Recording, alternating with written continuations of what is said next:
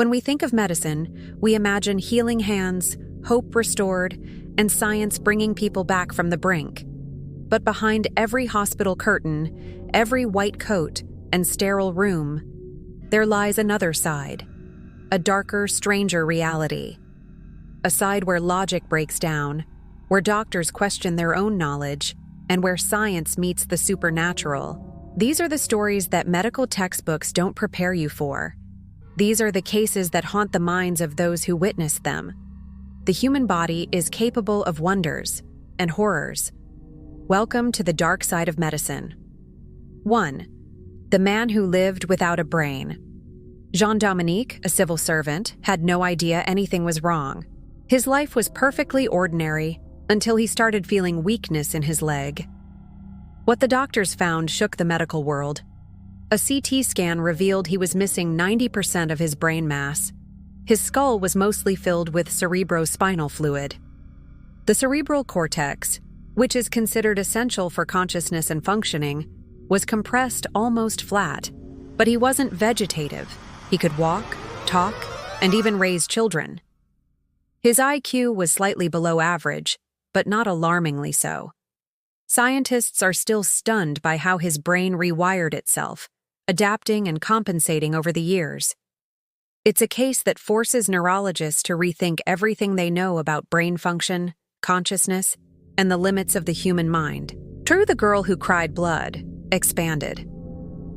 It started as an ordinary day, but when her parents saw red streaks running down her face, panic set in. No trauma, no injury, just tears made of blood.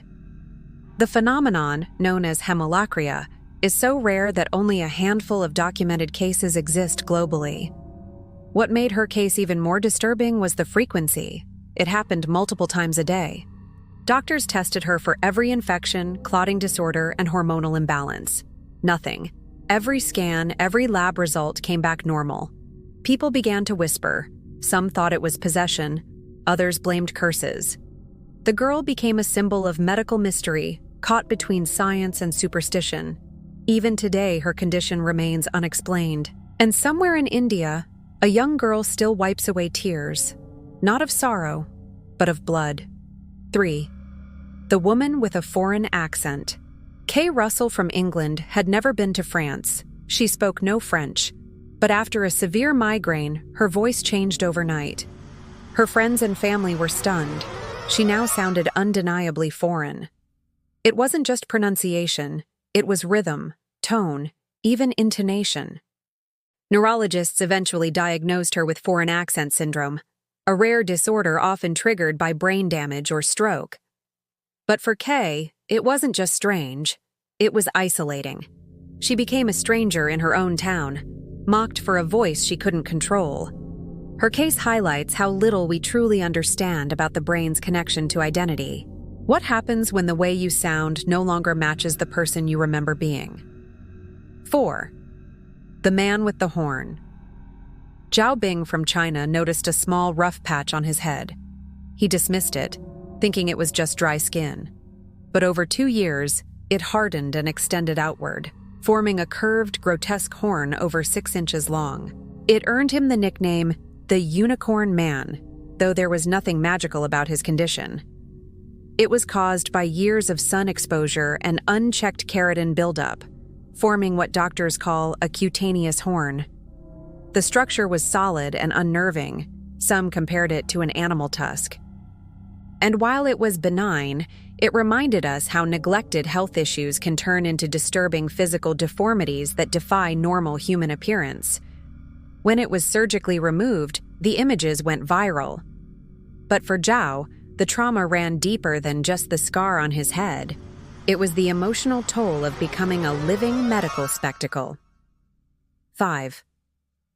Autopsied alive. Carlos Camejo, a Venezuelan man involved in a highway accident, was declared dead at the scene. A death certificate was issued. He was placed in the morgue and prepped for autopsy. But as the coroner sliced into his chest, Carlos gasped. He was alive. The horror of that moment is unimaginable. Awake, aware, unable to scream. He later recalled feeling the pain of the incision. Hospital staff were horrified.